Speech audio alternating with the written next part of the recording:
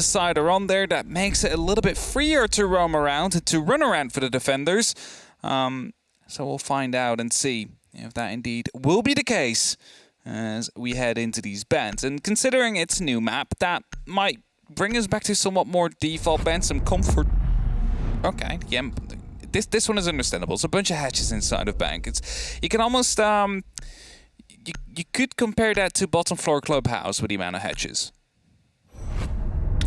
Yeah, I mean it's not quite as hefty as bottom floor club. You have a little bit more options as your way of getting in. It does translate in certain ways, but at the same time, yeah, you're entirely right. There is that hatch control. There's also that danger of range. And that sort of, you know, if you're looking up towards Kanto on the top, that angle, if they're trying to hold on, can become a little bit hit and miss. And Hibana, sometimes you'll see, especially with that ability to kind of use less pellets and be a little bit more economical in their approach with those, could really start to tear out some of those rotations, which are a terror. They're a little bit terrifying from certain angles. And that's the thing about Bank is, for a while, it was a little bit angle-driven. It was a little bit of a strange hold. It didn't quite have that groove yet. It was sort of strangely claustrophobic in, like, half of it, and then the rest was a big open slaughterhouse. And I guess I'm just curious to see what much better players than I can put together on a map that's been hidden away. I have a feeling it's going to play slightly different to how it's been probably, on ranked the past few seasons. I actually always like to play ranked, even bank in ranked, I have to say. Not many people shared that opinion with me, but every time I try to go to bank, I was having a lot of fun, actually. Of course, a map that, you know, was always seen in the competitive scene a couple of years ago, then get taken out, so a bit of nostalgia. As you can see right here, by the way, let's just go over to joystick. That hatch, that has been moved. It was, of course, previously highlighted by the desk, by Jess and Fresh. It used to be on the current spot, right into just in front of the vault. Now it's inside of the vault. It gives a bit more free space. And then secondly, the hatch in the elevator has moved to the second elevator. And if we drop down, that's just going to be a singular room right now. A bit more of a safe drop. You can take the angles one by one instead of being literally visible from anybody inside the vault. So two of these changes that will be impacting that bottom floor. I don't think there's much else that has changed right here, which will really be a big influence for that bottom floor hold. I guess the rotation around the outside, but again, that's more just it's sort of the similar to the conversation we had about Club yesterday, where it used to be a very big rotate that you had to take on Bank. If you wanted to go externally, if you wanted to sort of, you know, say some pressure's happening on a dirt approach or on those sort of windows there across the northern face, you then have to go all the way across the top if you're hurried around in that corner. Not the same anymore. And here, it just gives them a little bit more mobility. It's not, as you said, the most impactful thing, but it is something worth thinking about. As Cowana find their way in at the top of square, they're going to study their way down the white stairs. They're looking towards blue, and this is a hold that everyone's familiar with. This is a very old hold, especially with that shotgun. That is a heck of a kick, and to be fair, for my money, there's not many better places for a shotgun-wielding Ela than right there on blue. Yeah, definitely so. There's, of course, been a couple of changes because the ADS is no longer catch 2 or 3 devices. Now it's just a singular one, then a 10-second disc, the countdown, etc. Oh, that Claymore actually being cancelled by the mute jammer, so it's not going to be active as of yet. So, you know, the hold is still the same, just some of the mechanics have changed, and Benja, the newly acquired member, just turned 18 of Cowana, holding off on the angle. EMP will be coming down, and that will be bringing in a grenade. Surely will be taking care of the shield. Every piece of utility that's out there as well. So quickly, just putting up the new Grismont. Now, as they start to try and crack their way through on the hatch underneath, Dan is still dancing with the danger, but it is being held by Benja, as you said, above. They can't really get too wide with the swing, but as long as they have a little bit of a power position there, well, they're not entirely cut off just yet. But that rotate over that hatch, now they've made that decision, that cost of, well, I'm dedicating my life to this. Their drops might be a little bit more damaged and dangerous, but they still have to take care of it. It comes round, and there is at least one before they get responded to. Benja, debut game, debut kill. It's the first for Cowana in this game so far, and they're finally able to get that body out of blue. But with 40 seconds left, Sloth has gone for a bit of a rotate down to the bottom of green, and it seems like Shepard and Joystick are quite aware of this. Seem to be aware indeed, just making sure that all the angles are being covered off. And you know, as per usual, this site was basically an 80% win chance for the defenders, so you would not be expecting that to change too much with just the two hatches that have shifted around, especially not in this first game, because it still plays out a little bit like it usually would. You see a heavy take towards the servers, as always actually takes quite a bit of damage. Sloth about to run in, manages to not get the kill, but I believe, no, not even the injure on either of these players, and as Benja comes in with a great double kill, the plant's going down in the meantime. Anarchic putting 45 seconds on the clock. It's Benja that brings it down to all the way only up to always. Manages to get a kill, but there's still two left. Wow, it's a 2 versus 1, but I said it was a debut. May as well hit the hat-trick, Benja. What a way to open up this game. We saw a fantastic debut in the NAL for the opening Playday earlier on, and here I guess we'll see if the same is done of the upstarts of this league. Always a sliver amount of health, and not quite the upstart, but still a heck of a player when they need to get into these situations. However, with only 12 seconds left, they're going to see if they can just stick it, but Grizzly has other ideas. The hatches that we talked about before come into play as they always would. This time round, it was still those rotations open, but a pretty clean start there for Cowana, I would say, driven by an exceptional young gunner. Definitely so. Benja, the new man coming in right here, just turned 18. Able to pick up a triple kill from the start of the round, enabling the rest of the team to safely go for that plant, because no one was in a position where they could try and counter him. So definitely a good start for him. Let's see if he can keep this up throughout the Playday, throughout this game. As of course that would be the dream of both Benja and his fans, because he has been around for quite a long time actually. He basically just skipped CL straight away. He played Nordics back when Nordics was still a 16+ tournament, and you know, when that turned 18, didn't really have anything left to play. Now he's here straight up into the EUL, the highest levels that Siege can bring. Only the 6th Invitational, of course, that is above this together with the majors. That is something that Cowana will look to try and qualify for. They got close in stage 1, a little bit less so in stage 2. They're going to try and do their best to make it this time around. However, Empire, well, Empire, they kind of need that qualification to the major if they want to qualify for the 6th Invitational. So they themselves as well are fighting super hard for this game. Setting themselves up now with a different modicum of approach. Narkic was a player that was highlighted before on the desk as not quite having the stats that would otherwise drive this team, and it became a bit of a conversation last split as to the sort of changing role of those die-hard supports, the players that throw themselves into that danger position and see if they can get the diffuser down, because in EUL we actually have the comparison against some of the best in the world. Teams like Empire and BDS obviously have home to that very talented get in, get the plant off, get the cover done, and get everything together. And Anarchic sort of falls into that, but you kind of have these little moments where he does lean into a little bit more of an extension of a gunfight, and I'm curious to see if that's something that we do get more of a stretch of here as they start their approach. Approach indeed coming in, a lot of angles being held on that top floor. Gorgona is about to swing in, that might cost him his life if Dan would decide to go aggressive. Decide to not to. Of course, the cover is there, and Sloth as well, as Cowana trying to clear out that top floor. Joystick active within the elevator there. He's just going to stay put for now, as Gorgona's going to be the first victim, as Dan will be able to pick him up.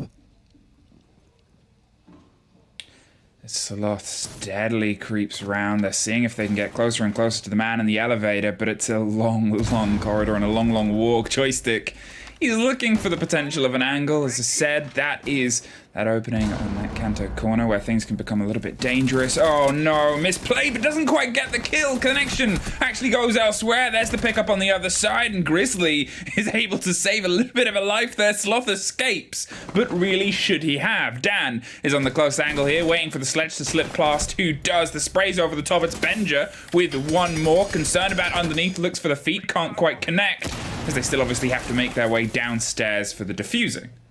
They need to recover that. Put it down as well onto the site, and you hear the nitro that is currently still buzzing. There's one in pocket for Scyther as well. Benja, the man that's trying to run over, getting that diffuser of the safe ground now, and needs to make his way back down. They need to get into a position where they can get this bomb plant down. 40 seconds on the clock. It's plenty of time. A grenade will be tossed in deep into the archives. Be able to pick up anybody. However, As it creates extra angles, always will be well aware of what might be happening. Of course, Grizzly, well, they open up just slightly. Benja coming around the corner. There is going to be that bulletproof cam giving away some of the information. They might want to deal with that, and that's exactly what Grizzly will do. Disables it, tries to shoot it right after, and there we go. Yeah, Archives or Tower Stake will be coming through, and Benja will be able to pick up a single kill. Goes for the plant. 12 seconds left on the clock. Both of them are around the kitchen. Always just jumps in, tries to go aggressive, and Benja was just not able to hit the shot there. Managed to get 1 or 2 shots in, but he needed just one more to make sure he would have landed that kill. After that, it could have been possible, but still, of course, little time on the clock. So, we said always is a player that can dig themselves in, and they're still pretty big. I think that's the proving point now after this. Empire, they've been having such great runs elsewhere, and it's one of those things where the consistency... You kind of hit a point. You go, when do we say we've hit that mantle of consistency? When do we have the balance in the boat to make sure that it's steam and full steam ahead, or if it's going to run out, unfortunately? And here, I guess, is maybe a bit of a first day teeth biting into for Empire. They've obviously come off the back of their online performances, which have, and their offline performances even, which have been fantastic. Now they've got to see if they can get back onto this online threshold and play against a team like Cowana, who pretty consistently have proven almost fearlessness. Yeah, for sure. Seem to have not much fear in them now, especially with Benja. Just 5 kills already, 2 rounds. He is definitely the one to watch for now on this team. Newly added to the roster. Now, they got the first attacking round in. That is, you know, something good already on Bank. I would normally give it, I don't know, a 3-3 or a 4-2 split for the defenders. That would be... I could not tell you. I could not tell you now either, because it's been, a long while. But, you know, I think that is what you would be aiming for if you're on the defense. And Cowana already being able to pick up a singular round right now in 2 is definitely going to be helpful in the long run here. They want to get as much momentum going to get into that defense themselves. And there's just small angles being opened up everywhere. It's going to be a Claymore ready for the jump out, so they're definitely expecting a bit of aggression to come down from Empire, who are not really heavy onto that top floor hold for now. I was going to say, but they've done these really big extensions. We obviously have the mirror window from the kitchen out towards the bottom of square underneath. Sloth yet again playing this Nook, who has been able to sneak just around the corner, but that would have been outside the sight lines anyway. The alibi hopped up on the table behind the shield. It's going to give them a little bit more edge to work with. The cook grenade just on the other side does do a bit of damage, and there goes the alibi and the shield, still concerned about the swing out from potentially the top there, and Joystick is in the same position. Has the hatch to drop if things get a little bit too hot this time round, but still couldn't quite get the solidity on the kill previously. Grizzly is holding a very far away angle, hasn't got the confidence to move up all the way yet. The spray does a lot of damage, wants to bait out Joystick, and there it is, and that caught this time round has fallen the way they almost fell before. But Dan is going to try and clean his way up out of Janitor. Shepard finds Cowana, who unfortunately hasn't really been able to get those claws into the game as of yet, but Dan, he's going to make sure that Benja, who has, isn't going to get them into this round. Goes out aggressive, and we just see the shot missing there from Sloth. Dan makes it back towards the sides, and that keeps us in a 4-on-3 situation. Bulletproof cam up very high here. Grizzly needs to make a jump for it to take it out. It's going to be costing some time, actually. Decides to shoot it from the bottom. Good thinking here from him. Grenade will be coming in as well to the Talar's area. A little bit of damage done to Shepard, nothing too big for now, and Nitro will be popping as well. We continue in a 4v3 situation. No, nothing too much coming through from any of the utility pieces just used, but would you look at that, there's plenty of verticality available, and Exothermic will be used from above right now to open up a bit more of a vertical side, of course, into the Archives. The Sloth goes for the hunt and is not going to be able to pick up the kill. Gets down by Always, who's on 2 HP himself, that leaves it all up to Grizzly and Anarchy. A little bit of a missed moment there as he just swung right past him on the sort of staircase, buried it on the corner, and it's unfortunately not the first time that's really happened for him this game. Grizzly is very low health in the core of the site itself. No diffuser in hand, gets a great take against the pinged enemy, knows there's still one on the stairs and finds that as well. Suddenly, just from being able to isolate these 1 versus 1s based on the intel, they've got themselves into a 1 versus 1. They only have a handful of seconds left, though. Got to pick up the diffuser. Dan is playing this just on the safety of the other side of those beepers. They're going to get the swing round, but at this moment in time, it doesn't really matter. He should be able to make it to them. Going for the intel, sprays over the top. Just found him as the dying seconds come through. Grizzly almost pulled it out of the bag there, but Dan was the man with the magic at the end. He almost managed to steal it there, and then it's Dan, the man with the alibi, who, well, basically danced around his own death at the top floor near Janitor, and of course the long meeting table for, you know, at the start of the round. Managed to escape a couple of grenades, then pushed through, killed Benja, jumped down, escaped the shots of Sloth there that were meant for him. And as he survived all that, he now comes in clutch in the end in a 1v1 situation. Bringing Empire up a singular round for now. 1-2. We're going back towards the basement. CCTV will be brought out together with the lockers room. Let's see if Empire is going to be able to give them the answer. Give Cowana the answer to the question that has been posed into that previous defensive round. Because back then, it was Benji that picked up the triple kill, but the plant was already going down at the very same time as here again. You see that replay of Grizzly. It's a beautiful flick onto Shepard, and then good realization of the second player coming in. Of course, a ping as well to help. A bit of a pre-fire to come through. Second or third one actually on the stairs. And so a 1v4 turned into a 1v1. And unfortunately, also happens with me all the time. You choke it on the last one. Wasn't really a choke, of course, but... There was a moment when you and I and our analyst desk, Jess and Fresh, were playing ranked earlier today, and I do like that there was a moment where Jess got really mad because the rotation happened and it wasn't noted and she got killed and she went, what is this stack? We were winning 3-1, by the way. We were winning. We won that game 4-1. It was 3v1 in that round, and she died. And she was like, what is this stack? We've been winning everything. What am I doing here? Yeah, sorry. I just wanted to... It just came back to me there. And here's another thing that's just come back to me, and I guess it's going to be a little bit of a conversation that they had earlier where they talked about a different game. They talked about Na'Vi, and they said, are we going to get an on-Doki or an off-Doki? It's kind of the same thing with Gorgona, but I'm going to put an asterisk there because he didn't used to play this role. Correct me if I go too wrong here, but Benja seems to be the one that's picking up that sort of soft destruction mantle. We saw Gorgona generally rocking a lot of buck, and a lot of those sort of quicker entries and those flex aggressive roles, they've sort of handed that over to Benja, and Gorgona, who was a huge gunner now, is onto the Thatcher role instead. Whether it's just a specific thing that they're trying on Bank, whether it's just a thing that they're trying in general, either way, a player who, when he showed up, was often the entire driving force for Cowana on their previous splits, hasn't really been able to find a groove yet. And I'm curious if it's one of those questions of, is it an on day, is it an off day, or is it just teething into the new role? Not quite sure what it is for now, but of course Benja, he was brought in as like the, you know, the wonder child, you can almost call it, you know, straight up into comp from as soon as he's 18. You want to put him onto a role where he's very comfortable, and for now he seems to be doing quite well. Let's not hype him up too much, of course, for now, but Sloth just spotting the Ella running by, and it's quite dangerous. It's an FO12 just around the corner. The question is Sloth going to be able to respond quick enough, or is the FO12 going to be able to take him out? As soon as it makes a bit too much noise, surely Dan is going to be going quite aggressive with that one. Just holding around the corner for now. Sloth trying to descend these stairs, letting his presence be known by firing a couple of shots out of the ARX.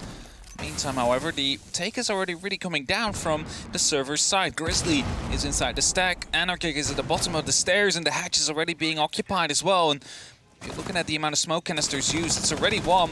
One is just about to be tossed out. That means there's one left for 40 seconds of play. Sloth here, he's obviously gone onto the Iana. He thinks he might be able to have a little bit more success in terms of getting into these aggressive, not quite missing the mark as he did. I think he got a bit too lost in the idea of the Nook trying to find these back roads, but they still hit a bit of an impasse. There it is, the swing of the FO12. It was always going to be a beast when it went round, but at the same time, the pressure's come on the other side. And Arctic is just going to stick with the bravery of a man that pulls off in the last second, but suddenly it's a 3 versus 1, so it's a fair decision. They went for the frags instead, realized they were baiting the play. It's pistol versus pistol, but he sees the elbow of Benja, a 2 versus 1, and they just are able to slip away in time. 3 flashes in pocket, and obviously they have a little bit more of a buff in terms of just trying to long arm them into the room where that diffuser is, but the positioning is one where they've pulled away, and Danny is well aware of this, having to go for a big rotate, knows that they can't just try and take the fight under the hatches because they will likely lose. Unfortunately, the change to the FO12 is one that led to a lack of success. Yeah, definitely so. FO12 in this retake situation, not really the one that you would have liked to have, but if they would have tried and challenged him a little bit earlier on, he might have been able to put up quite some good damage.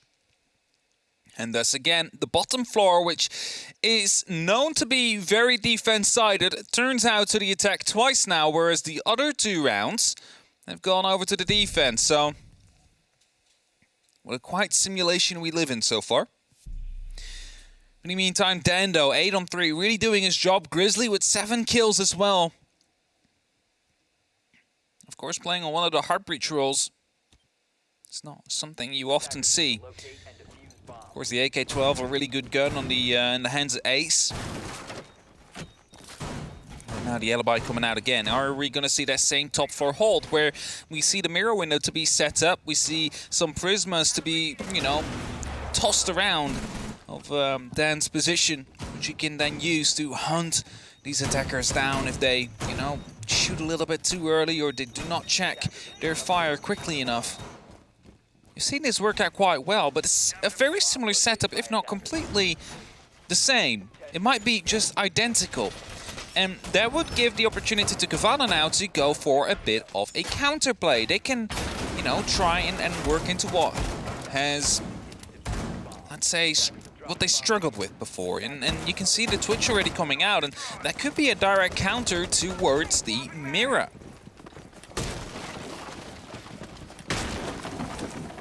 Well, there's a little bit of a pace that we didn't see too much. Benja, a little bit of a team kill in the mix of it, suddenly puts it at a 2 versus 2. Sloth, well, he took out a body of his own on the way through, and suddenly it's just Joystick who's found his way back to site than was he was originally a little bit further off, and a mirror window that had a pretty easy pickup there, puts us in a 1 versus 1. They're already trying to find the fight, though, and this round is very likely to be over within the opening minute. The rotation comes around, the pings are consistent. He's gone all the way behind the chassis, so he has some stability, and Arkic is going for the spray either side of that, has a little bit more range in his pocket. The drone is going to go out. Trying to bait potentially a bit of a swing there. Peppers some bullets to the other side. The new flash is going to allow him to get a little bit closer, but it's closer for either player here. That flash goes wide, doesn't catch him, but he is clipped just on the opposite, slithers down underneath, and now he's low. He cannot get back up. Who will see to the first? The knock kick finds the round in the end, all over within a sentence and a breath. A bit of a team kill behind a Cowana rush. However, they muscle their way through. They managed to come through indeed, and it was a bit of a scrappy round there, of course, going in super quick and bringing it back to a 2v2 into a 1v1. Then that 1v1 was actually the longest gunfight that took place in that round. You know, the first 8 kills came down in let's say 30 seconds, and the last kill, that took another 30 seconds to come through. So the time was well taken there, but Cowana take the lead again. Managed to realize that the top 4 hold was quite a strong one. Decided to completely circumvent it. Go around it, just go straight into the site. Might not expect it, and indeed they did not. A lot of the kills coming down immediately. Of course, a mirror window able to pick up a free kill like that, maybe a bit unnecessary, but in the end the round was still won. And Empire, they better learn of it. Castle Barricade now putting down. Has to be sledged as well, so double sledge to come through. Of course, there's not going to be another similar rush to come in. I say that now, but you say that now. Not the same rush to happen.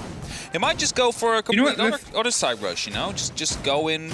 They might. From below, run up the stairs, run into the site, and just spray him down from there on. Do you know what? I'm getting a little bit of moments and little flashbacks too, and especially that rush round. This sort of brought a lot of happy memories back of Bank when it used to be in the pool. The game that instantly comes to mind is the 92 Dream Team game. There's a lot of games that come to mind to me. There's a whole region that comes to mind. Have you watched that masterpiece? I don't think I've watched that masterpiece. Often cited as being... Was that the worst game in Siege, or...? No, one of the most fun games ever to watch. Games, okay. Yeah. No, I haven't watched it.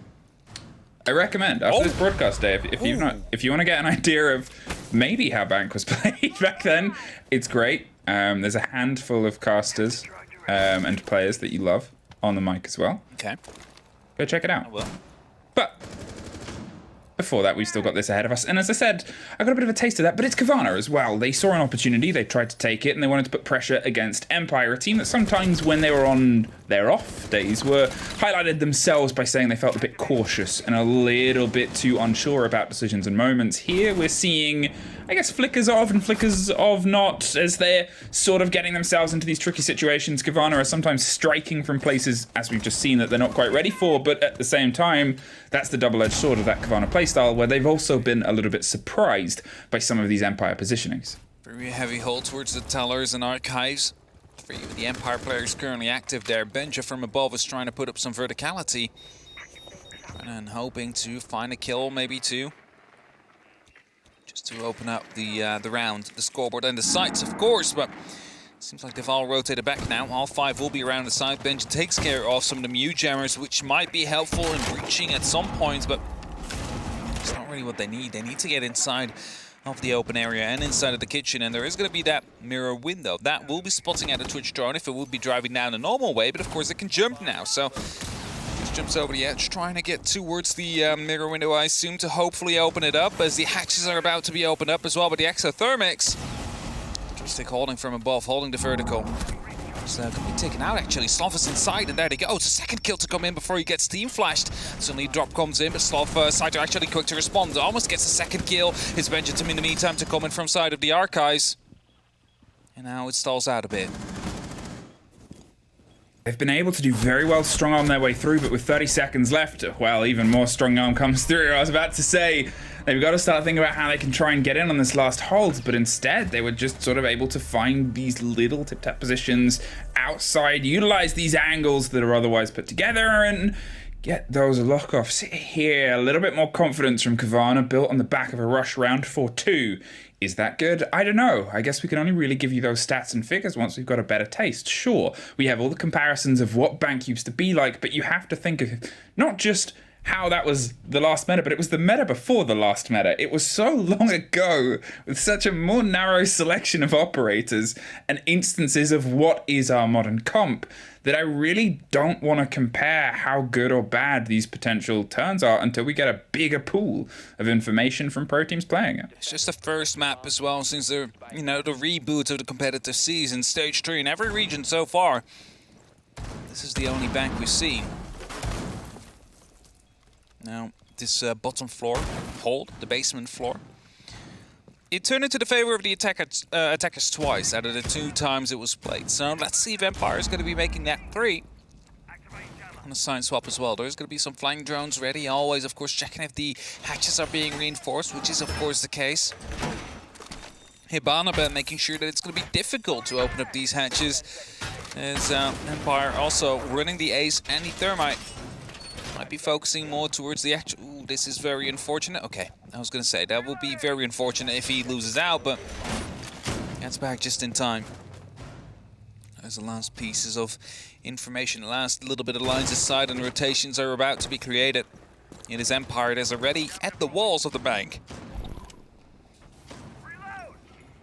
Yeah, let's see how their Empire attack starts to come together here, because it was something where, as I said, their highlight moments, taken off the top there. Their highlight moments were when they were a bit braver, when they weren't really droning themselves, taking a bit of time, being a bit slow. They sort of found a bit of that confidence.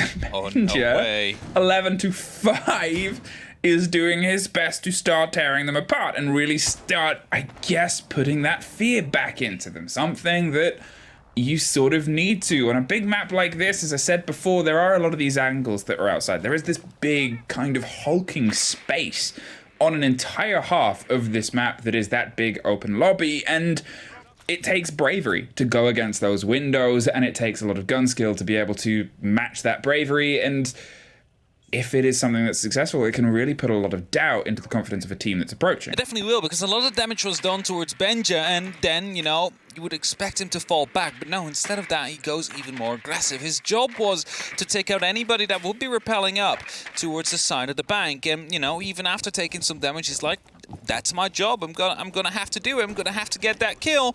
Manages to do it before he falls back, and then 2 kills in his favor, in Cowana's favor, meaning that we're currently on a 5-3 division on the man count. And well, Cowana is looking like they have an opportunity to pull themselves up to 5 here.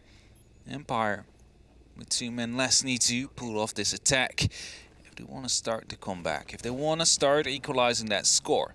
Hatch has been opened up. Dan is well aware of that. Waiting for a drone to provide him some information, but of course first the open area and the kitchen need to be droned out. They need to know that everything is safe before they start contesting, because you do not want to be shot in the side. That's exactly what's happened now. They spotted the openings actually from the inside walls, make it harder to open up for the default plants, which is of course just back off until the right pixels start planting, so literally nothing sticks out for the defenders to try and shoot to. Double stacked and storied, and Shepard just took a little bit of damage from something, and you've still got a lot in the pockets. 2 C4s to try and prevent this plant with the mirror window ready and able to go over the top as well. There it goes though, but it's still something where you can get the swing up. There is a body, it looks like, in garage, ready to try and offer some support as well if they go for a swing round. Empire doesn't have much to work with here, if anything at all. They've got themselves close to the lineup, but really, this is entirely Cowana's to just look out. It'll take 1 well-played C4 here, not just to buy the time, but the cover comes through. Dan's able to get a very important kill. The second C4 goes off, though, just a second too late, but it still goes off. It got the body on top of the hatch as well. They swung and took a gamble that wouldn't quite connect, and it comes through with Cowana. It was theirs to lose, let's be fair, but it was a split second there where things almost went away from them. You know, just getting that plant down is already such a big achievement in that case, and if you then manage to set up your post plant well enough, it could have just gone the other way around. However, 5-2 is what we're finally in now. Round number 8. It's the opportunity for Cowana to decide that it's enough and they want to go to match point. And the question will be, are they going to achieve it? And if so, where will they achieve it? Because staff room and open area, that will be the choice now. The top floor has been voided by both these teams so far. No mirror play, however, coming out so far. We see the Echo that makes its debut on this roster to be picked up to try and stop any plants from happening or to slow an attack if it's going too quickly. Of course, the Yoka drones can also be used to drone in your entry fraggers, to drone Benja and slough around to let them pick up these aggressive kills. Not that Benja had any issue with that without the drones, by the way, because he has been doing super well for now. He is going to have a big EPP, as Jess would say. Are we still making those jokes? I saw someone actually posted that to the Pro League subreddit. Yeah. And they marked it not safe for work. Marked it not safe for work. For asking what a talking about the players' large EPPs. Yeah, it's the new rating system. Get with it. And for those of you that don't know, it has nothing to do with electronic. No, it is it's expected player performance. So, yeah, you are expected to perform to a certain level that has a base number named 100. If you do below that, you get a point or a score below 100. If you do above that, so you do better than expected, you get a score above 100. So, that's what it's about. Short version. So Benja, 11-5, but I feel like you still got a lot more. 5-2 to Cowana against the recent major finalists. This is, I suppose, one of those sort of moments where, no one could really have predicted this, but it's that young gun energy. It's that ability of a team like Cowana who, as I talked about earlier, they are an unendingly confident team a lot of the time. They're a fearless team, which pays off in these big sort of kind of stadium matches against a team like Empire. It gives you something to add a little bit of a shock factor to a map that in and itself is a shock factor. It's a new experience. And I'm very happy that we get a chance to start to see it on the first Playday in the second game. So there's still a chance for a little bit more bank if other teams are feeling like they want to treat us. Still an opportunity indeed. Still 3 more games indeed. As always, in the lobby there. Might be spotted out by the Pulse if he's deciding to just look up quickly. If now not the case, the drop down comes in actually. Cowana about to join. Is that Benja? I think that might be Benja on the Ooh, that is going to be a potential C4 that gets dust up. They know at least that one is going to be there. The peak is going to be coming in from the archives. Now the Nitro comes in from above. Cowana picks up the kill onto Dan. That is going to be the first entry yet again. That is going to be a very important operated gun. It's a Thatcher that can no longer disable any of these electronics to allow the Thermite or the Ace to put down the breaching devices. Well, Joystick's able to find Bender in a bit of a dance with a shield. It looked like is one that gets caught a little bit too quick. Sloth suffers with that vertical fight. 2 stories of destruction. That man was slammed through a cage. Oh my god, I just saw that man broken in half. But with only 40 seconds, it's less than a half less to go before they can try and find their way through into the site beneath. They're still trying to get their intel on those remaining players. There's still, obviously, the concern of those smoke canisters, as well as all the intel coming from Cowana, led to the intel in the pockets of Grizzly as well. Those echo drones could be something that causes a bit of a ruckus later on. It means you don't quite have the ease of access and angle of plants on what can otherwise be a little bit of a corner-driven site and hold here, but 15 seconds, and finally we get to see Empire's boots hits the ground inside the site itself. Found the first drone and going to dig in on the corner that I talked about before. We saw a little bit of danger and destruction coming over. The grenade doesn't quite buy it, but it's Grizzly that does. Gets the double on the backside. They've got to quickly try and refine the diffuser. Goes through the drone hole one more, and Scyther's going to see if he can stick the plant. Cowana hops out, going for the cover of the man, but it's always with one more. Cowana can't quite get it. Scyther clutches it out for Empire. You'd have fallen after the double kill that came through from the Echo. It would have been a round for Cowana. You cannot count Empire out. They managed to get the diffuser again, and it took a little bit of confusion from Cowana. Like, are they planting again? Yes, they were. But jump in then from that window. Of course, aiding into that round. Able to pick up a singular kill. Of course, died right afterwards, but the diffuser went down in the meantime, and that turned it into another 1v1. 5-3. Grizzly, in the meantime, I believe, 12 kills. Or did I see that wrong? I think it was Grizzly. Grizzly has stepped up into this game. Yeah, he has 12 kills. He's doing super good himself as well right now, and just picking up that Maestro, being on a support role. And the Twitch being brought out. Then, of course, now starting with the normal drone in the prep phase. There's the opportunity to put that into a good position for some extra information, some extra intel. Just to do so successfully. It's one of the things worth looking into here as well. Is obviously you've got Grizzly 12-4, Benja 11-6, and otherwise, you know, a pretty middling game for the rest of the Cowana players. Sloth, who, you know, he had some fantastic moments in CL in that split in that season, was that top gunner. Hasn't quite been able to find that groove inside the top tier, but at the same time, if you're looking across at Empire, there's not really anyone that's having an outstanding game. It's all just generally good games across the board, apart from, I guess, Joystick, who's not quite been able to find their way in. And without that sort of lead gunner, which was something which, across their performance at Mexico, was a big drive, and SI as well, it turned into a little bit of a slow match for Empire. It definitely does indeed, and that's probably the reason why they're currently 2 rounds behind. Twitch drone now being used. Has the opportunity to jump now, but might not want to, you know, just throw it into the side like that, especially not with the mute jammers in the positions that they are. Trying to get as much of the information as possible. Spots a shield, that's the opportunity to just quickly go through. They need to get the mute jammer that's actually on the other side of the wall. Spots an evil eye, but that's probably going to be facing to the ceiling, making it so you're not going to be able to... Oh, that's going to be another evil eye. It's going to do the exact same thing. Not going to try and take that shot. There we go. Well, pops and waiting. It's generally the game here. Another approach across the top, but nobody actively inside the site. The hold is sure at its closest, just on janitors with a swing round. They have the intel to lean their way in, but this is, I guess, one of those curiosities. The castles are going to make sure they can't quite get dropped from the opposite side. They're sort of playing around it. They have the chance to swing in, but it's more of these big open angles and these big extensions, which is nothing that we ever used to see. It was always a locked wall with impact going over the top to make sure it didn't get popped open. Selma there taking quite a bit of time before it got shot. In the end, he got there, though. The exothermic in the meantime going off. That's a breach they can use potentially for a plant. Empire. Be careful though, Benja is in stock, is looking to try and find a gunfight. Grizzly in the meantime will be able to pick up yet another. Scyther will go down. That is your ace. There's going to be one of those support players. Of course, the wall has already been breached. You don't really need an extra breach here. You just need to get that cover. You just need to get the side control.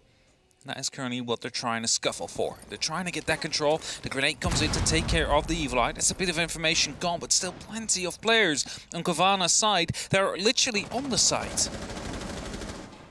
And that's it. They don't feel entirely confident, though. They're still trying to find these takes, and Benja swings into one firefight amidst the smoke and gets the drop on a single player, and there's another Empire loss. They punish back, though. Joystick on the double is able to get Grizzly knocked down from the far side of the elevators. Trying to re-pick up the diffuser without somebody popping up behind the chassis is a bit of a danger there. The swing comes closer than expected. 15 seconds, but another blow goes. Joystick is locked off. Cowana up the back of the round stairs. Can't quite get it, and as always, to always be in the position, and Joystick locks it off. I said they were slightly missing him throughout the rest of the game, and he says, duh. Duh. I am big. He's big. The timeout is going to be called, quite logically. After right now, we seem to be heading towards a match point situation for either team. The question will be who will be picking it up first now, because Cowana, well, they have been leading the charge throughout the match. But Empire, in these last couple of rounds, have been able to bring it back, and that is the big worry, of course. I guess it's one of those situations now where Empire is connecting the dots. As I said before, I am still very hesitant to say just how this map would swing. I think we need a bigger pool, because you can quote statistics from old Bank when it was back around. It's not been huge changes, but it's still been changes. But the biggest thing is there's been changes to the meta and the huge slew of operators that have been introduced since. We're looking at a developing pool of, I guess, data coming into what is an aggressive meta. Cowana feel like some of this aggression is slightly slipping away from them because these teams are trying to piece this all together for the first time as well. This is a fresh experience for everybody, and we're trying to thread that needle across all of these players and plays and see if they can get, I guess, the linking part to pull away from them. And it's tough for everybody, I think, in this game. And Cowana, they're trying to get that balance of our hyper aggression has worked in these points, but on defense, it is a lot easier to punish. It's definitely a lot easier to punish. Let's see if they can punish it now. We're heading back towards that bottom floor. Empire currently up to 5-4. If they manage to get one more round, they equalize the score. That also would mean they are going up to match point. It's a very important round, thus. Cowana still has the opportunity to reach that match point first. They want to get those 3 points. They want to start it off strong if they want to keep their own dreams for the Major alive. The Major and the 6th Invitational, rather. Of course, it's still early in the stage. It's the first day, but you want to get those 3 points straight away. You need to start off strong. It's more difficult to fight it back, you would say, at the last 4 games of the stage where you need all 12 points, than it would be to just get 3 points at the end of it, because you managed to get those points in the earlier games. So, that's of course what all these teams know. Not really what's going on in their mind, because they know they need to fight and they need to try and win every single game. Right now, both these teams try their utmost best to make sure they secure this one. Some other changes you see is that the top of the windows have been blocked out. That means that a Kali or a glass that would usually be on top of the garage not really going to have the biggest of impacts now, as Dan spots out the window that has been opened up. And not quite sure who's next to that. Could be Benja that is just prone underneath. Doesn't quite stand out to me, the silhouette of the operator up there. Dan just quietly making his way over towards the skylight, looking to see if he can pick up anybody. He's trying to come from the back. Oh, that is Benja. Well, Benja is toying with the idea here now. Is Benja on this side and burning as much drones as possible? I think that's Gorgona. potentially slipping down. No, it was the roaming Grizzly. On the mute there, as they make their way all the way out and back around. It was an idea of wasting potentially time and getting a frag there. As I said, they can play this aggressive game. They're trying to find the balance of that control, though, and it seems like they're being more controlled. The way that they've fallen themselves back down to site, they want to make sure that they can take the firefights with a bit of backup. They're wasting Empire's time, which, as I said before, is something that became a bit of a problem when Empire couldn't quite get their teeth into a game. Was that not really time management, but putting a lot of eyes and intel and checking and rechecking the plays above. The spray comes through, talking of, and they can't quite get the lockout. Sloth's able to slither their way down, though, down all the way to the site, and they've done, unfortunately, no damage to their aggressor there because of those beams in the floor. Yeah, little damage done. A lot of damage done to Sloth. He needs to make sure he stays alive. Benja managed to pick up a kill, tries to go for the second, but fails to do that. There's a member now inside of the actual Archives. Beautiful one-tap there from Gorgona. Tries to go for a second, but does not pull the trigger. 50 seconds are left on the clock in the meantime, and it's a 4-on-3 situation just in favor of Cowana. Hold on to this. They might be able to reach that match point, but we've seen too many rounds in the last couple of days just swing around no matter how big the difference is in terms of men count. It's the first season again, or the fresh season that is starting, stage 3. Everything counts, everything differs. Gorgona peeps up and manages to get a kill. Brings it back to 3v2 because he instantly gets traded. Well, Dan is looking towards this hatch, but Sloth isn't too far away. He's a man with a bit of a revenge, and there's the drop down, and Dan suddenly realized, oh no, they're either side of me. It's an important fight that they've got to try and keep a lock on here, as Scythe is coming around on the split side as well. There it is. The cover comes through over the top of 2 versus 2, 10 seconds. That mirror window has just been knocked out, but they have a bit of a range, and they still have 2 C4s in pocket the way it came through, but Dan sprays through both of them, gets the collateral and the double down, and it's just, no, it's not. It's a quick flick, but it's a beautiful one. It's a smaller gesture made, and with that, Empire are able to pick up round number 10 to put themselves up to 5-5. And that means that they're fully in the running again to go for the full 3 points, because these two teams are all equaled up now. And after the dominating start from Cowana, to basically both the round end this game, it seems like Empire might be the one to turn it around now. But are they? Are they going to be able to turn it around? That's going to be the big question. You saw the relief as well on the members of Empire, something you do not see often, but the arms went behind the head like, yes, okay, we got this. Time was ticking down. It was getting very close to a 6-4 position and situation. They managed to halt it off just for now. Going back to open area and kitchen. Cowana. Do they have one more round at least in the pocket to secure themselves a singular point and have the opportunity to fight for 3? They have played such a good match to start it off with. But Empire, of course, the experience that's on the team, of course, they were the major finalists. You cannot count them out. Are mounting the comeback. They're up to 5-5 now. A singular round puts them onto match point and puts Cowana onto the back foot. 3 rounds in a row, and some of them have been very close. There was obviously the one around this similar spot where it came out as Scyther was able to just stick it and drop that final body, but built on the back of a 2K from Grizzly, then removed via a drone hole.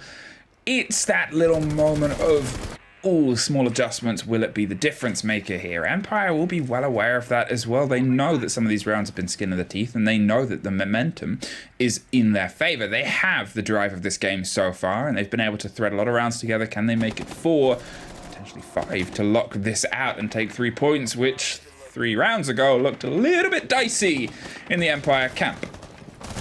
2 minutes 20 on the clock, still enough time for Empire to make happen what they need to make happen. But they, of course, need to work on getting into the building, and that's what you see currently.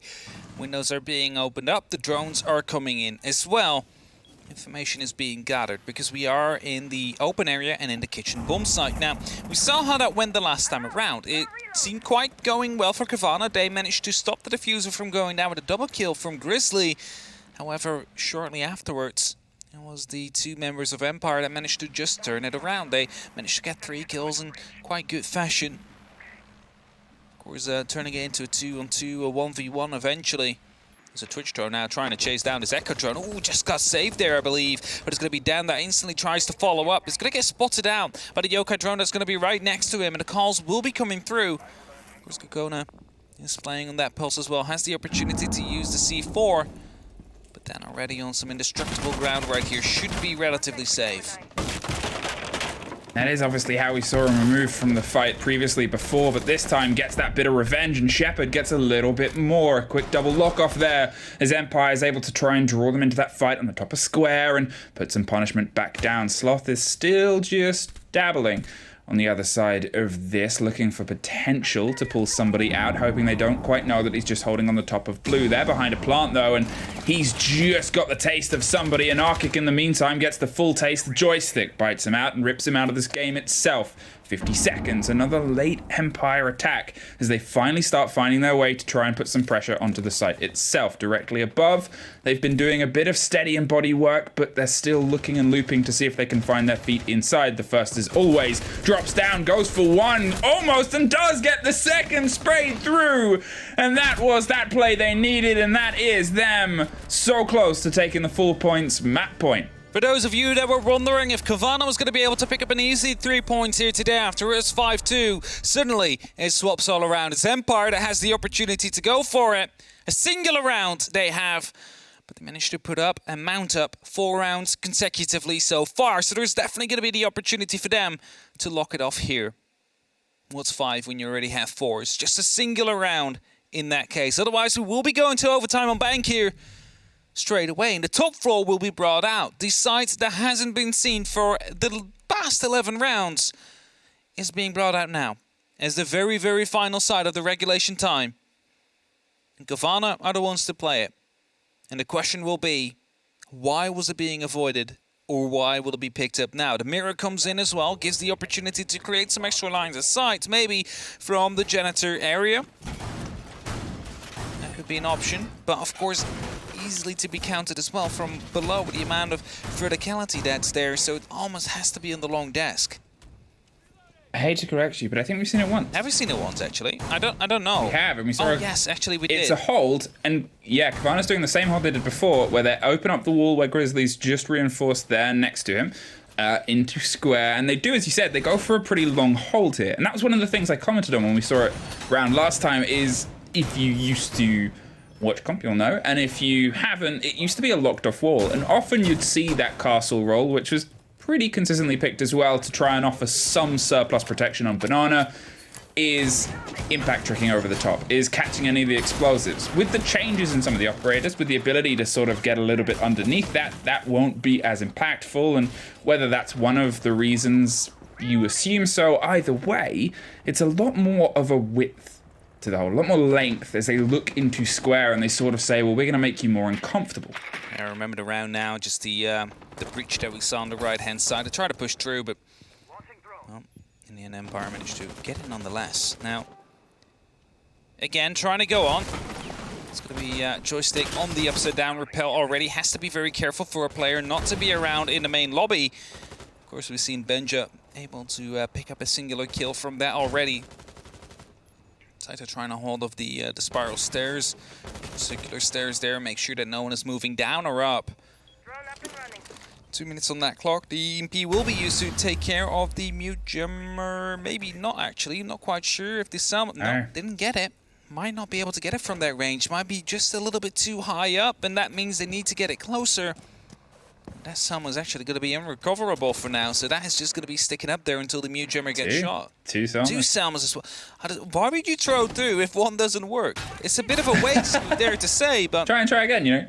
Well, that's the angle that I talked about before. As I said, that's going to be one where the removal of Hibana makes that way more awkward to sort of get your way in, because you open it. You make that entire corridor one where there's a danger to rotate there. It is a pretty standard one. The corner was often called Kanto because he used to dig into that corner as a player, and he made some insane plays from there. But either way, it becomes that danger spot. The grenade over the top, Benja's going to sort of just brave around there, hoping they think he slipped out of there, but who gets them first always does not. Benja is able to buy his way into this round. He's had a little bit of trouble over the previous couple, and well, now rather than later, I think is the fairest moment. Gets the kill. That's the opening. That gives the opportunity to go for a overtime here for Cowana. Need to start trading now. Need to continue going on as Cowana tries to take a challenge with a shotgun from quite far away. At least he makes his presence known, has that nitro available to him, so just a quick plant is not something that's on the board, but he needs to be very careful because he's in such a strong spot right now. Just nitro from below, needs to make sure he doesn't die. The last 28 seconds are about to come on the board, and Shepard is going to try and reverse in just to go for that plant. The question is there someone to watch this? Is there someone aware? It doesn't seem to be the case. Dan will be down, but the diffuser goes in. 45 seconds and a post line is about to be set up. Sloth gets a kill, but that might not be enough. A nitro comes out, but no one is there anymore. Well, the spray comes around onto the man on the diffuser, but Benja's the one that lucks it off. It's a jump out to get the last, and I said Benja was shut out the previous rounds, and he made sure he shut this round down. OT is where we find ourselves off to, and what you didn't quite see there, but I guess we got the end of it, was the rotation from Cowana. He said he was a very important position, but importantly, he realized that the longer he stayed there, the less likely he would be able to have an impact. He gave that ground up, rotated around via open, back towards the kitchen, and served Dan up on a plate from the other side. And since that moment happened, well, Always and that diffuser found themselves very isolated up top. Of course, that position was important, but his life was more important in that case. If they managed to get the trades, or rather picks, whilst the diffuser was going down, it was always going to be an easier retake, because you know that if the diffuser goes down there, you will have to use 1 or 2 members to jump out onto the one member that's repelling. And that's exactly what happened, but due to the fact that we're still 4 members left, the others could start diffusing already. All different angles in case there was going to be someone up there instead of outside. Now, Cowana back on that bottom floor. 6-6 overtime. They get the defense twice. Whether they like it or not, because, well, to be fair, only 4 defensive rounds have been won so far. The others have been attacking rounds. And they need to make sure that they make this one count, because, you know, just getting this one and going over to the attack, which seems to be favored for both these teams, will be such a big impact and a bit of a relief as well. I guess it's always the curiosities, because it's a learning game, isn't it? The numbers that we'll get with any new data is scattered, and until you get more solid data after a fair few play days, it's something where when it becomes more in a repertoire of teams sort of practicing on it, getting a better taste in scrims and how we see the rest of the regions play on it as well, that data is going to align. And I'm sure that there's words that smart people like you and Tim and Dev would use to talk about graphs and correlating data. I'm just going to say it looks better the more data we got. It definitely looks good here. Heroin is still being set up. Setup is quite aggressive here from Sloth.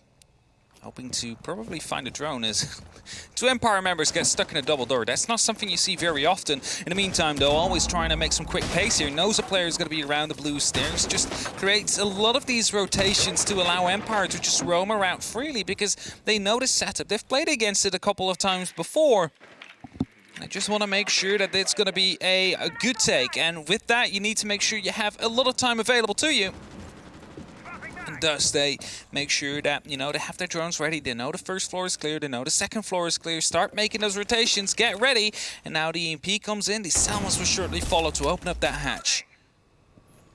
Now, if you're wondering why that shield is just a little bit in on the door of blue, it's so the ADSs will catch any of the grenades that go through, unless, as we're just about to see, they've been thatchered and can't quite make their way across. No, in fact, they don't actually go for it. They thought they might try and bait the pull, and it's Cowana that actually finds the pull there and takes Dan out of the equation. The opposite side dropped from the second story, but not quite all the way, as they take quite a lot of damage. That leaves an Arctic isolated here, but with those canisters and with that shotgun, they have a bit of time, and those ADSs, they've been brought back to life. Now, with Thatcher not in a position to be able to take care of them, they're just going to have to try and burn or swing underneath and see if they can do a little bit of damage either way. The same way that you pull the body out of blue previously is you've just got to have what was done to you, done to them.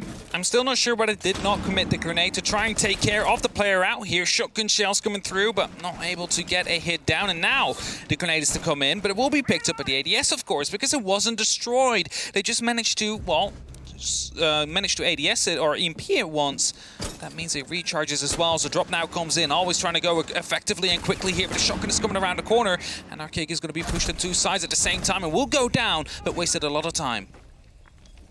Gorgona's gone down in the same sort of breath on the opposite side, but they do get back to their feet. Very necessary with only 15 seconds. They have one C4 left in the pocket. They're concerned about the angle over the top. Grizzly has the ability to try and do some damage here, but Scyther does that more important part now. Slov is sprayed through. They can't quite get the connection. Gorgona's gone for a huge Roman rotate. Gonna see if they can get an early bit of advantage and taking some of the vertical control. Looks away at the last possible second, sprays down, but gives the game away, and that's the call. He's on the top floor.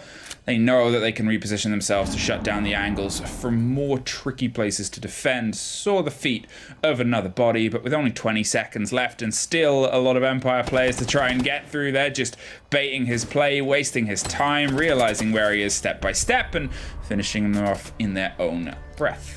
Empire with that put themselves up to another match point. They get the attack and now need to head over to the defense, knowing that they have another attack up their sleeves. If they do not manage to close it out now, just look at their faces. They're just quickly talking through what they want to do, what they want to go for, because this defense is going to be very crucial. They choose to go to Locker CCTV again, the side they played twice and, well, haven't managed to win.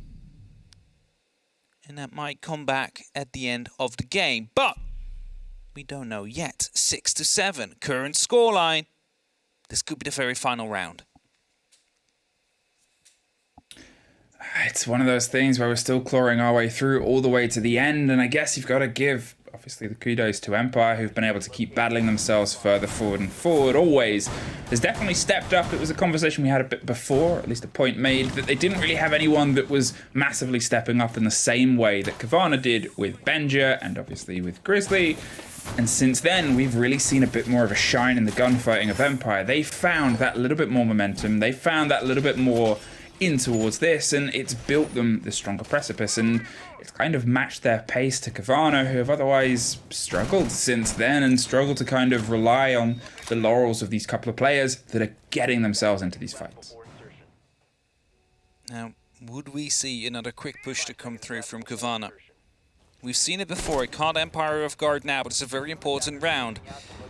Almost hope that they're not going to go for it. Whilst the setup is still really being set up around the blue stairs. Or server stairs, rather. Doesn't seem like anybody wants to go for it now. No, not really.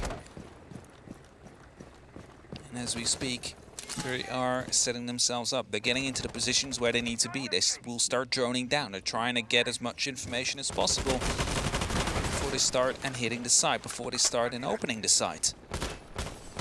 Hatch will be priority number 1. The wall that is used for the default plans will be priority number 2. Of course, let's get over the control of servers and the server stairs. Still seems to be the most viable take for this bottom floor. Mute jammers, however, have been set up, and that make it hard to get any drones inside of these stairs. Information is being denied, and that means that they probably think someone is playing there, but they are not going to be able to confirm it because they cannot get any eyes on.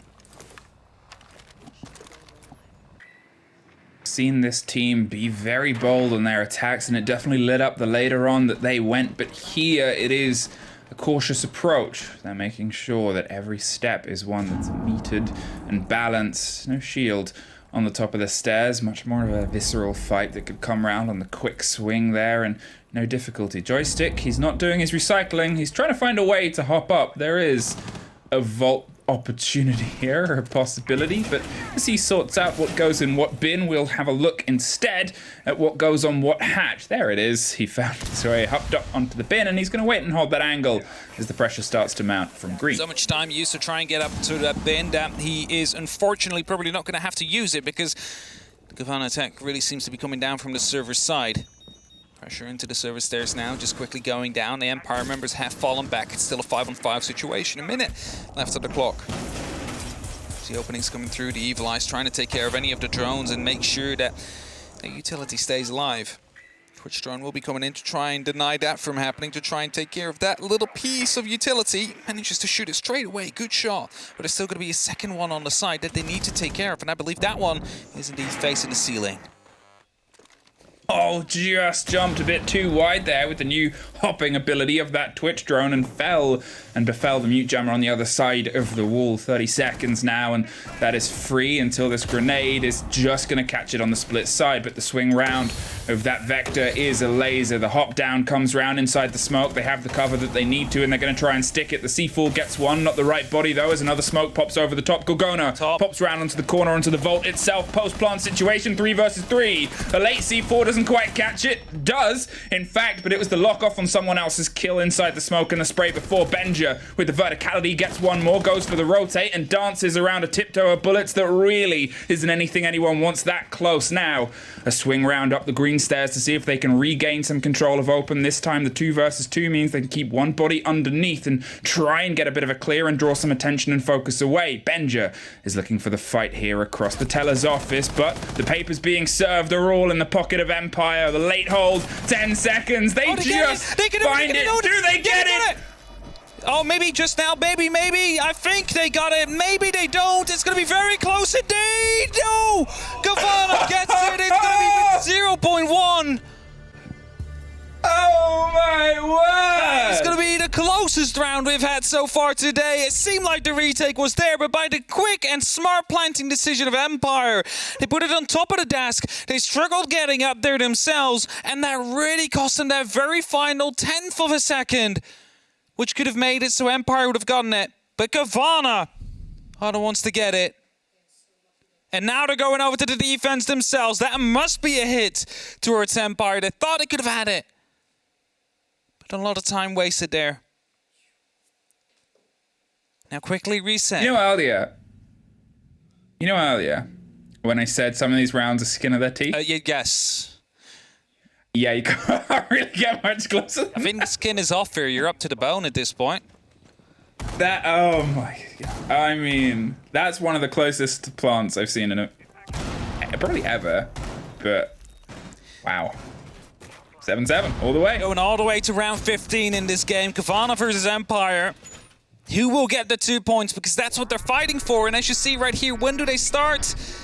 Just after the 7 seconds ticked away. At 6.82 or something like that. Cosmetics goes for a last. Oh, all the time in the world. It slows down. It slows down even more. What was it? 0.29. Very, very, very close here. Empire almost managed to get the game there. Almost managed to get the 2 points.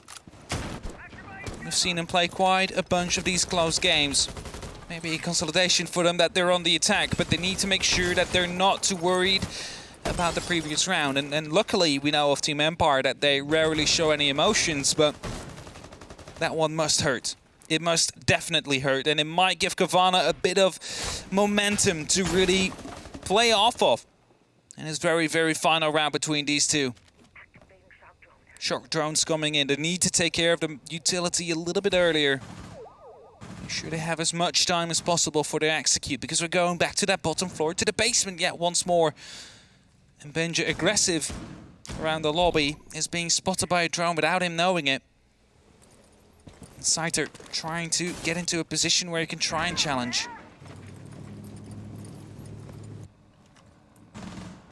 Wow, it's Grizzly that suffers first. The spray comes through onto stock, but Benja makes sure that he is at least a bit protected. That joystick off the board early, and Dan gets that revenge, but Sloth meets that meter and finds the refrag very quickly, and importantly, keeps that body balance in their favor. However, Empire have sometimes suffered early on their rounds, but still been able to build themselves back in as the later push starts to come to a bit of a shove. So there is still a lot of potential, especially with the game that Always has been having so far. The concern, though, is they may have got rid of Grizzly, but Benja is still on the board, and Cowana has been generally better on the defensive rounds than on their attack. Well, both these teams have been better on their attack. Just a little bit. But Cowana, this is the moment where you need to nail this defensive round. We've seen it too many times, however, though, that they just completely overrun the side, and at the moment they want to get the C4 in, they just get shot because they're already too far in. A lack of information, really. Of course, due to the fact that the mirror window gets taken care of by the Twitch drone. As Empire goes super quickly here, 45 seconds left on the clock. Actually, they're not going very quickly. There's almost no time left. Where are they? It's going to be 3 of them. Opening up the door. Need to be very quick. They need to get this plan down at some point. It now with that open gone and 30 seconds left in this game. Whatever happens, unless we find a diffuser down, Scyther rotates around to get the hold from above as the grenade goes a bit too long there. Scrapes the side of Benja. It's the reverse plant that doesn't quite come through. The spray wasn't quite covered enough. They're trying to pick up all the pieces. They have just enough time to get the spray around, but Scyther can't quite get the lockdown on the other side. It's suddenly a 3 versus nobody. Benja opened the game with a kill and locked it out in the same. It went the whole way, but it's the debut that anyone dreams of, and Cowana start this split in the best way possible. Indeed, what a debut it has been for him. Benj able to pick up so many of these kills, important kills, 3 Ks even to start off the round and the game. And with that, it's going to be an 8-7 victory for Cowana, a well-earned one. Just not the 20 kills there for Benja, but look at how many of these